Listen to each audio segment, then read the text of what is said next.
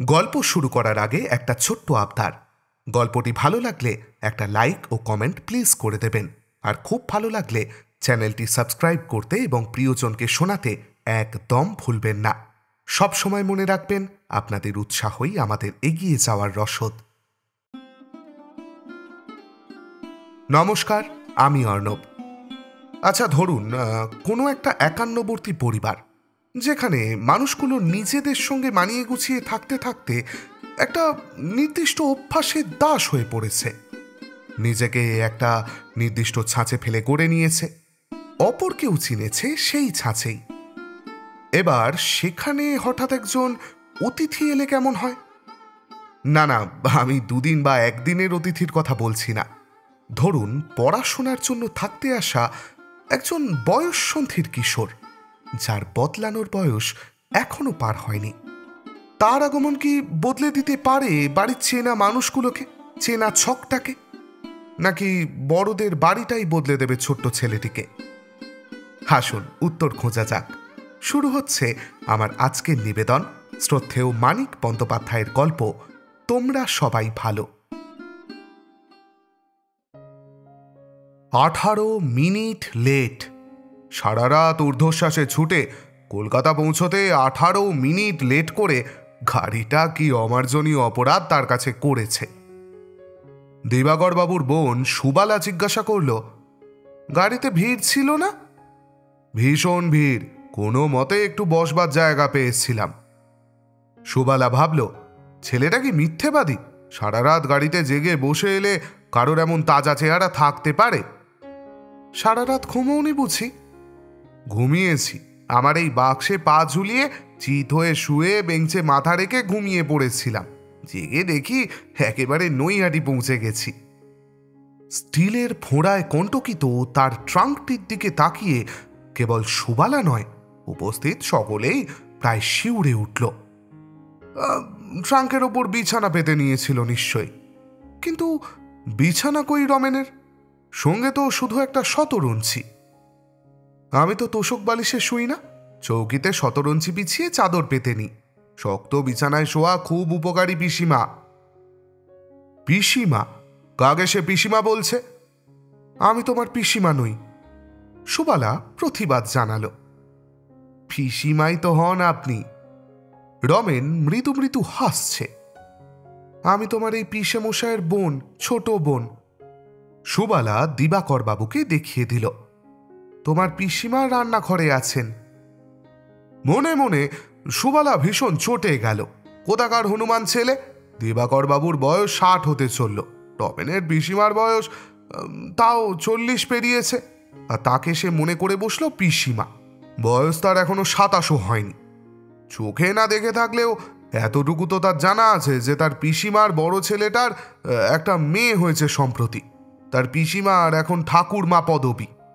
রমেন বলল, এই পিসিমার সম্পর্কে আপনাকে পিসিমা বলিনি, নন্দ পিসে মশাইয়ের সম্পর্কে আপনি পিসিমা হন। শুনে কেবল সুবালা নয়, উপস্থিত সকলেই থ বনে গেলেন। সকলের মনে পড়ল, সত্য সত্যই রমেনের সঙ্গে সুবালার দুদিক থেকে সম্পর্ক আছে। সে তার আর এক পিসে মশাইয়ের দ্বিতীয় পক্ষের স্ত্রী। দিবাকর অনেক অনেক দুঃসম্পর্কের পিসে মশাই, কিন্তু প্রথমে রমেনের বাবার মাস্তুতো বোনকে বিয়ে করেছিলেন বলে সুবালার স্বামী নন্দগোপাল তার খাঁটি মাস্তুতো পিসে মশাই। ছেলেটা তবে ভুল বলেনি। সুবালাকে জন্মে কখনো চোখে না দেখে থাকলেও সে যে কে মনে মনে আন্দাজ করে তার সঙ্গে ডবল সম্পর্কের মধ্যে কোনটা বেশি লাগসই তাও স্থির করে ফেলেছে। এ তো জাতা ছেলে নয়। ইতিমধ্যে দিবাকর বাবু স্ত্রী এসে পড়েছিলেন।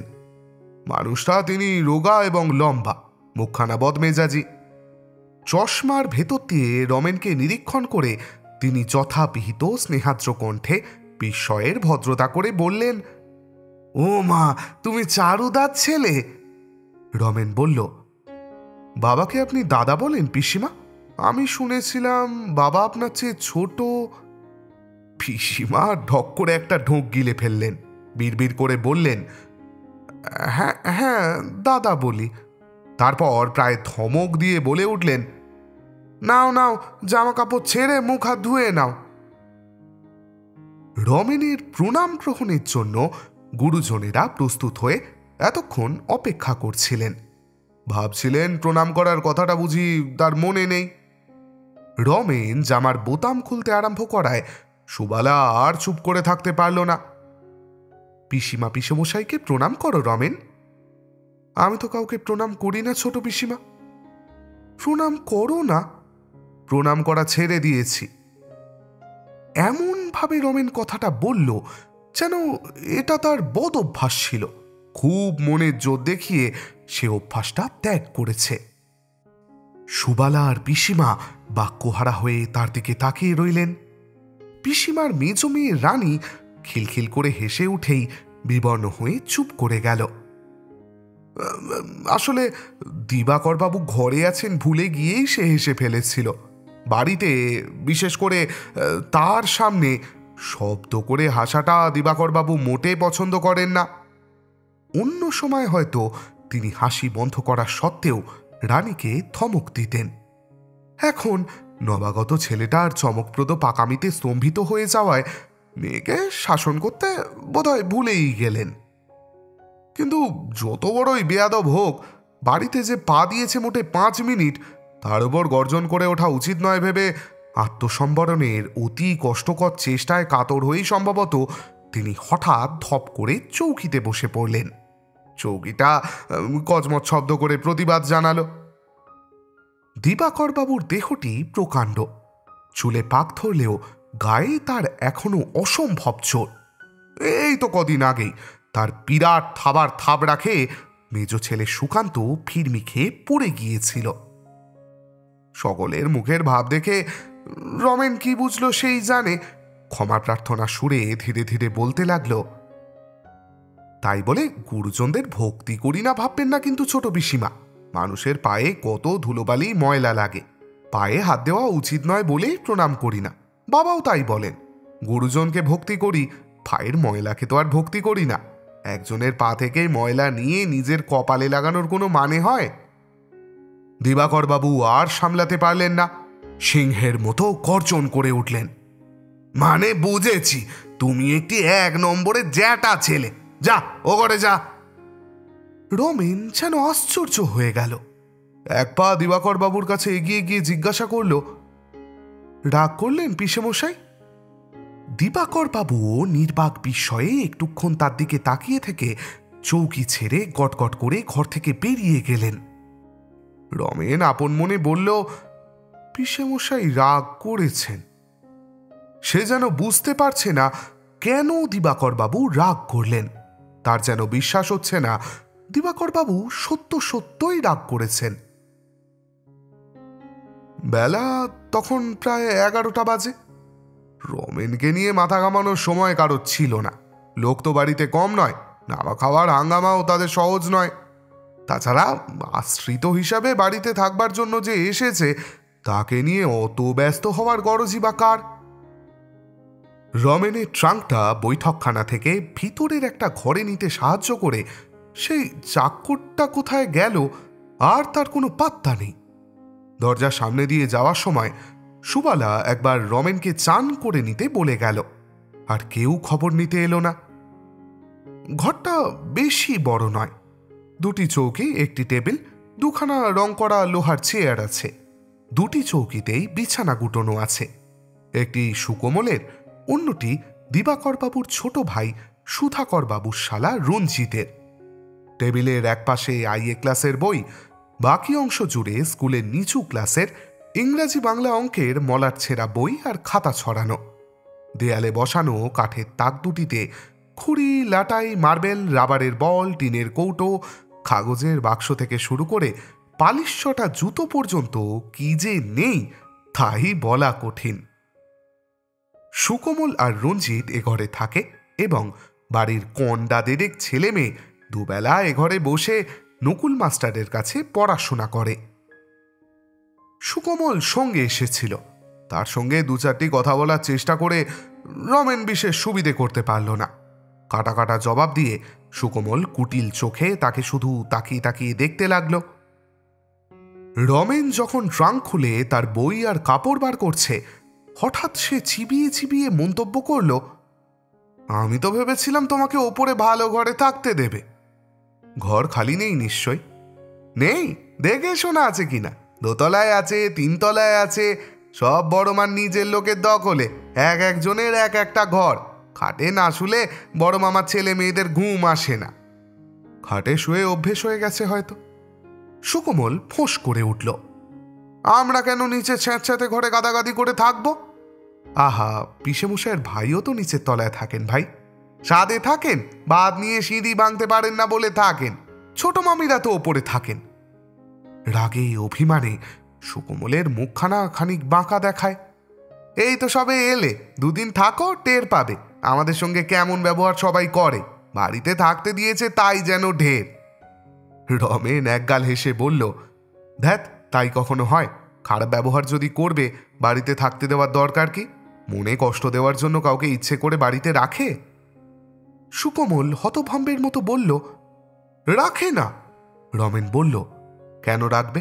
একজনকে কষ্ট দিলে নিজেরও তো কষ্ট হয়। মিছিমিছি নিজেকে কষ্ট দেবে এমন বোকা লোক তারা নয় ভাই। আমরা জোর করে থাকতে আসতাম তাহলে বরং কথা ছিল, তা তো আমরা কেউ আসিনি। আমার কথাই ধরো, বাবা পিসেমশাইকে লিখলেন আমি এখানে থাকতে পারবো কিনা। পিসেমশাই জবাবে আমাকে পাঠিয়ে দিতে লিখলেন কোনো অসুবিধে নেই। আচ্ছা তুমিই বলো, অনাদর করবার জন্য আমাকে ডেকে আনার তার কি দরকার ছিল? বাবাকে তাহলে লিখে দিতেন, সুবিধে হবে না? কথা বলতে বলতে রমেন টেবিলে ছড়ানো বইগুলো গুছিয়ে ফেলেছে। বই খাতা সমস্ত টেবিল জুড়ে ছিল। এখন দেখা গেল টেবিলে অনেক জায়গা। তাকের জঞ্জালগুলো সরিয়ে নামিয়ে সাজিয়ে গুছিয়ে জায়গা খালি করতে করতে রমেন হঠাৎ বলল, তুমি ওপরের ঘরে থাকবে ভাই, আমি ব্যবস্থা করে দেব। রমেন ব্যবস্থা করে দেবে? সেই যেন বাড়ির কর্তা। সুকোমল চটে গিয়ে একটা ব্যঙ্গোক্তি করতে যাচ্ছিল, হঠাৎ তার মনে হলো রমেন বাহাদুরি করেনি। ওপরে তার থাকবার ব্যবস্থা করার ক্ষমতায় নিজের বিশ্বাসটুকু মাত্র প্রকাশ করেছে। না না, আমার দরকার নেই, সুকোমল জবাব দিল। 11টা পর্যন্ত নিচের তলায় কোনো রকম গোলমাল ছিল না। তারপর এমন হইচই হট্টগোল শুরু হয়ে গেল যেন হাট বসেছে। সুকোমল বলল, বড় মামা ওপরে গেলেন। এ বাড়িতে দিবাকরবাবুর প্রচণ্ড শাসন কেবল তার নিজের সুখ সুবিধা আর জ্বালাতন হওয়া না হওয়ার মধ্যেই সীমাবদ্ধ। চোখ আর কানের আড়ালে কি ঘটছে না ঘটছে সে বিষয়ে তার কিছুমাত্র মাথা ব্যথা নেই। তার সামনে সবাই ভয়ে ভয়ে সন্তর্পণে চলাফেরা করবে, জোরে কথা বলবে না, হাসবে না। ছেলেমেয়েরা পর্যন্ত চেঁচামেচি দুরন্তপনা বন্ধ রাখবে। এইটুকু হলেই তিনি সন্তুষ্ট। তাই তিনি একতলায় নামলে দোতলা হাঁপ ছেড়ে শঙ্কিত হয়ে ওঠে। দোতলায় উঠে গেলে একতলায় শুরু হয় চেঁচামেচি, ঝগড়াঝাটি, মারামারি। বড়রা অবশ্য মারামারিটা করে না, সেটা ছেলে মেয়েদের একচেটিয়া হয়েই থাকে। বড়রা শুধু তাদের মারে, যখন তখন যার যাকে খুশি হরদম মারে। মনের মধ্যে সকলে যেন কি একটা জ্বালা পুষে রেখেছে। ছোটদের ওপর কারণে অকারণে ঝাল না ঝেড়ে থাকতে পারে না। নিজের বই খাতাগুলো গুছিয়ে রমেন একা ঘরে বসে আছে। সুকোমল বলেছিল, সারাদিন না খেয়ে ঘরে বসে থাকলেও কেউ আর তাকে ডাকতে আসবে না। রমেন তা স্বীকার করেনি এবং তার ভুল ধারণা ভেঙে দেওয়ার জন্য তাকে নাইতে পাঠিয়ে নিচে প্রতীক্ষা করছে। তেল মেখে গামছা হাতে সে একেবারে তৈরি হয়ে আছে। 2-4 মিনিটের মধ্যেই যে সাদর আহ্বান আসবে তাতে যেন তার কিছুমাত্র সন্দেহ নাই। সুধাকরবাবু স্ত্রী মনোরমা সত্য সত্যই কয়েক মিনিটের মধ্যে ঘরে এলেন, কিন্তু ঠিক নাইতে যাওয়ার আহ্বান নিয়ে নয়, পরিচয় করতে। রমেনের বেয়াদবির গন্ধ ইতিমধ্যেই মুখে মুখে আলোচিত হয়ে উপন্যাস হয়ে দাঁড়িয়ে গেছে। মনোরমা এতক্ষণ তাই শুনেছিলেন। দিবাকরবাবু স্ত্রী অনুপমা আর সুধাকরবাবু স্ত্রী মনোরমা, এই দুটি জায়ের মনের গতি সর্বদাই পূর্ব আর পশ্চিমের মতো পরস্পর বিরোধী।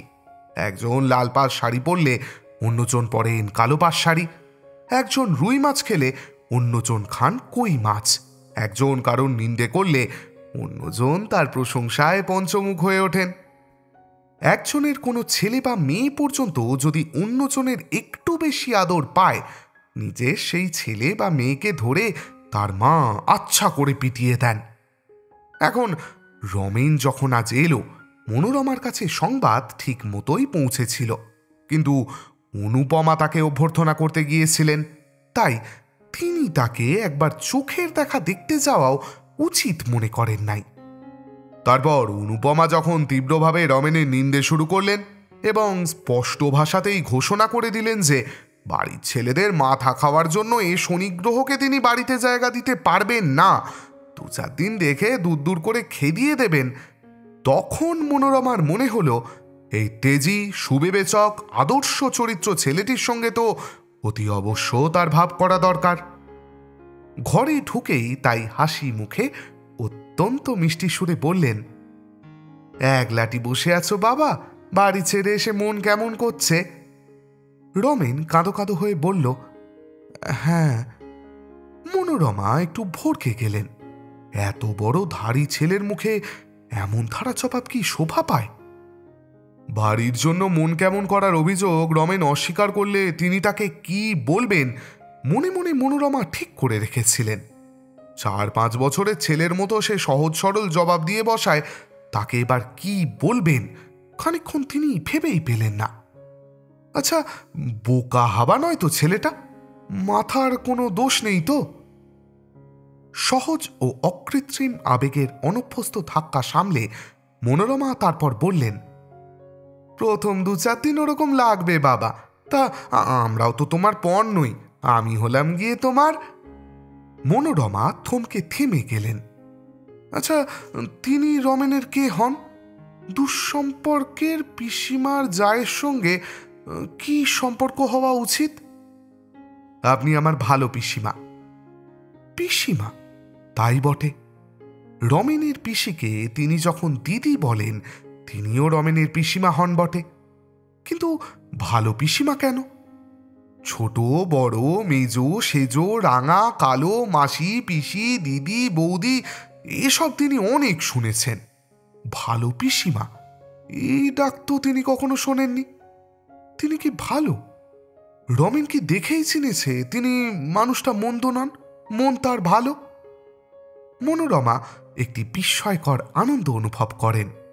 অনেকদিন ধরে মনের ওপর যেন একটা ভার চাপানো ছিল, ভারটা আজ অনেকটা হালকা হয়ে গেছে। কতকাল ধরে তিনি শুনে আসছেন তিনি হিংসুটে, স্বার্থপর, ঝগড়াটে এবং আরও অনেক কিছু। শুনতে শুনতে ধারণা জন্মে গেছে তিনি সত্যই তাই। সত্যি বলতে হিংসা, স্বার্থপরতা আর ঝগড়াঝাটি নিয়েই দিনও তার কাটছে বই কি। রমেনের কথা শুনে হঠাৎ মনে হলো ওসব কিছু নয়। অনেক কাল আগে অল্প বয়সে যেমন ছিলেন এখনো তেমনই আছেন, সাধাসিধে ভালো মানুষ। তিনি ভালো। কাছে বসিয়ে আদর করে মনোরমা রমেনকে খাওয়ালেন। অনুপমার পিত্তি জ্বালিয়ে বারবার বলতে লাগলেন, খাসা ছেলে দিদি। ছেলে মেয়েদের একটিবারও ধমক দিলেন না, কারোর দিকে কড়া চোখে তাকালেন না। ছেলে বুড়ো চাকর দাসী প্রত্যেকের সঙ্গে কথা কইলেন হাসি মুখে। মনে হতে লাগলো খোলস ছেড়ে মনোরমা যেন নতুন মানুষ হয়ে গেছেন। খাওয়ার পর তিনি রমেনকে বললেন, এইটুকু ঘরে কি 3 জনের জায়গা হয়? তুমি ওপরে থাকবে রমেন? তখন রমেন বলল, ভালো পিসিমা, আমি এ ঘরেই থাকি, আপনি বরং সুকোমলকে ওপরে নিয়ে যান। মনোরমা হেসে বললেন, এ ঘরে থাকতে চাও তুমি? বেশ বাবা, তাই হবে। সুকোমল ধীরেনের ঘরে থাক, তুমি এখানেই থাকো। এই ব্যবস্থায় খুশি হওয়ার বদলে সুকোমল কিন্তু ভয়ানক চটে গেল। আসলে তার আত্মসম্মানে ঘা লাগলো কিনা। এতদিন বাড়ির লোকের উপেক্ষায় তার অভিমানের সীমা ছিল না, আজ তাদের পক্ষপাতিত্বে সে হিংসায় পুড়তে লাগলো। তাকে কেউ গ্রাহ্যও করে না। রমেনের মুখের কথায় তার দোতলায় ভালো ঘরে থাকবার ব্যবস্থা হয়ে যায়। বাড়িতে পা দিয়েই ছেলেটার এতখানি প্রতিপত্তি জমে গেছে। কৃতজ্ঞতা বোধ করার বদলে রমেনের বিরুদ্ধে সে তীব্র বিদ্বেষ অনুভব করতে লাগল। তার মনে হতে লাগলো উপকার করার বদলে রমেন তাকে ভীষণ অপমান করেছে। মনটা তার আরও খিঁচড়ে গেল। ওপরের ঘরে যেতে একান্ত অনিচ্ছা জানাতেও কেউ যখন তার কথা কানে তুলল না, ধমক দিয়ে জোর করে ইচ্ছের বিরুদ্ধে তাকে পাঠিয়ে দেওয়া হলো দোতলায়। কেবল সুকোমল নয়, অনুপমারও এমন রাগ হলো তা আর বলবার কথা নয়। একে তো প্রথমেই রমেনের ব্যবহারে তিনি বিরূপ হয়ে উঠেছিলেন, তার উপর তার সম্পর্কে তার বাড়িতে এসে মনোরমার দলে ফিরে তাকে যে অপমানটা সে করল, তার জ্বালা চেপে রাখতে গিয়ে ঝড় আসার মতো শিউরে উঠতে লাগলেন। মুখে যাই বলুন, দুদিন দেখে সত্যি সত্যি কি আর রমেনকে তিনি তাড়িয়ে দিতেন? এখন মনে মনে তিনি প্রতিজ্ঞা করে বসলেন, রাত্রি পেরোবার আগেই ছোঁড়াটিকে তিনি বিদায় করবেন, কণ্ড করে ছাড়বেন একটা। তাকে ডিঙিয়ে তার ভাইপোকে ছোট বউ কিসের জোরে দখল করে তাও তিনি দেখে নেবেন। দুপুরবেলা একবার মনোরমার ঘরের সামনে দিয়ে যাওয়ার সময় ভেতরে তাকে রমেনের সঙ্গে গল্প করতে দেখে অনুপমার চশমা পড়া চোখে জল এসে পড়বার উপক্রম হলো। নিজের ঘরে গিয়ে তিনি ভাবতে লাগলেন, না, আগে রমেনকে বাড়ি থেকে তাড়ানো হবে না, আগে শিক্ষা দিতে হবে ছোট বউকে। রমেনকে বশ করে ওকে দিয়ে অপমান করতে হবে। ডাকলে রমেন ছোট বউয়ের কাছে যাবে না, কথা বললে শুনবে না, অবজ্ঞা দেখাবে, অপমান করবে। এই যদি করতে পারেন তবেই তো অনুপমার বেঁচে থাকার সার্থকতা। রমেনকে দেখেই সকলের মনে যে একটা দুর্বোধ্য অস্পষ্ট আশঙ্কা জেগেছিল, দেখা গেল সেটা একেবারেই অমূলক নয়। ছেলেটিকে আয়ত্ত করা একেবারেই অসম্ভব। তাকে স্নেহ করার, খাতির করার, খুশি করার, আঘাত দেওয়ার কোনো প্রচলিত পদ্ধতি কারোর জানা নেই। নিজে থেকে কাউকে সে এড়িয়ে চলে না, কারোর সঙ্গে বেশি খাতির জমানোর চেষ্টা করে না। একজনকে ছোট করে আরেকজনকে বড় করার এতটুকু উৎসাহ তার নেই। বেশি বেশি আদর যত্ন, স্নেহ মমতা দিয়ে তাকে বশ করা যেমন অসম্ভব, অবজ্ঞা দিয়ে, নিষ্ঠুরতা দেখিয়ে তাকে কাবু করাও তেমনি অসম্ভব। মমতা আর অবহেলার দাম তার কাছে যেন সমান। কয়েকদিনের মধ্যে তার ব্যাপার দেখে অনুপমা আর মনোরমা দুজনেরই ধাঁধা লেগে গেল। প্রাণপণে চেষ্টা করেও তাদের দুজনের মধ্যে কেউ রমেনের এতটুকু পক্ষপাতিত্ব অর্জন করতে পারল না। কিশোর সন্ন্যাসীর মতো সে যে একেবারে নির্বিকার হয়ে থাকে তা কিন্তু নয়। ভালোবাসা দেখালে শিশুর মতো খুশি হয়ে ওঠে, কিন্তু গলে পড়ে না। ভালোবাসা দেখানোর আগে যেমনটি ছিল, পরেও যেন তেমনি থাকে, লেজও নাড়ে না, পাও চাটে না। প্রথম দিন অনুপমা ভেবেছিলেন মনোরমা আগেই ভাব আরম্ভ করেছে, তার সঙ্গে তিনি পাল্লা দিতে পারবেন না। বিকালে মিষ্টি আনিয়ে লুচি ভেজে রমেনকে খেতে দিলেন। অন্য সকলেই অবশ্য লুচি মিষ্টি খেল, কিন্তু তার মিষ্টি কথাগুলি পেল শুধু রমেন। পুলকিত হয়ে অনুপমা লক্ষ্য করলেন এ বাড়িতে তাকেই যেন সে আপন করে, তার স্নেহ আর যত্নই যেন সে চায়, এমনি ভাব রমেনের। নতুন পরিচয়ের সংকোচ নেই, পর মনে করা নেই। কি আগ্রহের সঙ্গেই রমেন জিজ্ঞাসা করল, আপনার প্রাইজগুলো আছে পিসিমা, দেখাবেন আমাকে? কবে সেই অল্প বয়সে সেলাইয়ের কাজ আর গানের জন্য অনেকগুলি প্রাইজ পেয়েছিলেন। বাপের কাছে শুনে সেগুলি দেখবার জন্য রমেন যেন উৎসুক হয়ে বসে আছে। মনটা অনুপমার কেমন যেন করে উঠল। কই, 10-20 বছরের মধ্যে কেউ তো কোনো দিন জানবার আগ্রহ দেখায়নি তার এককালে বিশেষ কি গুণ ছিল, কিসের জন্য বাড়িতে আর পাড়াতে এককালে তিনি সকলের মুখে নিজের প্রশংসা শুনতেন। আজ আড়ালে লোকে তাকে শুটকি মাছ বলে, তার মাথায় নাকি ছিট আছে, সাদা চোখে তাকালে ছেলেপিলে ফস্য হয়ে যেতে পারে বলে তিনি নাকি চশমা পরে থাকেন। সত্যই কি তিনি এই রকম মানুষ? বড় ট্রাঙ্কের তলা থেকে খুঁজে পেতে পুরনো দিনের প্রাইজগুলো দেখাবার সময় রমেনের চোখ ভরা বিস্ময় আর শ্রদ্ধা দেখে তো তার মনে হচ্ছে আজও তিনি সেই আগের অনুপমার মতোই আছেন, যার হাসি খুশি ভাব আর মিষ্টি স্বভাবে সবাই মুগ্ধ হয়ে যেত। পাড়ার মেয়ে বউ ভিড় করে যার কাছে আসতো সেলাই শিখতে আর গান শুনতে। অনুপমা স্পষ্ট অনুভব করতে লাগলেন ভেতরটা তার অনেকদিন শুকনো হয়েছিল, আজ হঠাৎ একটা মধুর রসালো আবেগে ভিজে সরস হয়ে গেছে। ঠিক এই রকম মনের অবস্থা ছিল বলে সন্ধ্যার পর মনোরমার ঘরে রমেনকে দেখে রাগ হওয়ার বদলে তার খুব অভিমান হয়ে গেল। খানিক পরেই রানীকে দিয়ে তাকে নিজের ঘরে ডাকিয়ে উদাসভাবে বললেন, আমার নিন্দে শুনতে বেশ ভালো লাগছিল না বাবা, আমি তো মন্দই। না না পিসিমা। অনুপমা কাতর হয়ে বললেন, তুমি কি জানবে সবাই আমায় মন্দ বলে, যার জন্য যত করি তার জন্য আমি তত মন্দ। রমেন হেসে ফেলল। অনুপমা যেন হাসির কথা বলেছেন এমনিভাবেই হেসে ফেলল। কেউ মন্দ বলে না পিসিমা, আপনি কেন মন্দ হতে যাবেন? ভালো পিসিমা নিন্দে করেননি, দুঃখ করছিলেন। আপনি নাকি আগে খুব ভালোবাসতেন ভালো পিসিমাকে, এখন নাকি আর বাসেন না। শুনে আমি কি উত্তর দিলাম জানেন? কি বললে? বললাম তা নয় ভালো পিসিমা, পিসিমার শরীর ভালো নেই, তাই আগের মতো আদর যত্ন করতে পারেন না। বলুন সত্যি নয় কি? সত্যি নয় আবার।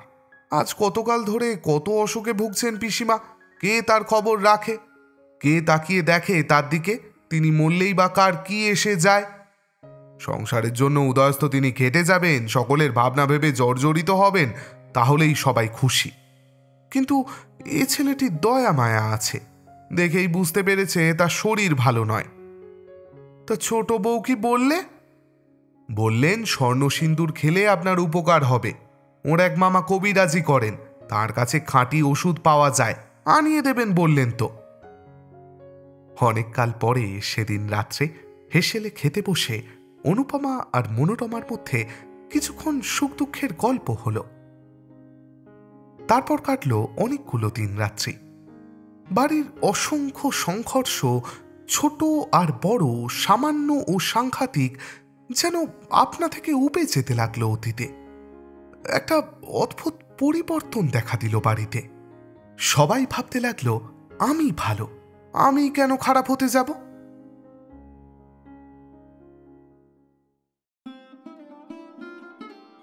ব্যাস, আমাদের আজকের গল্প এখানেই শেষ।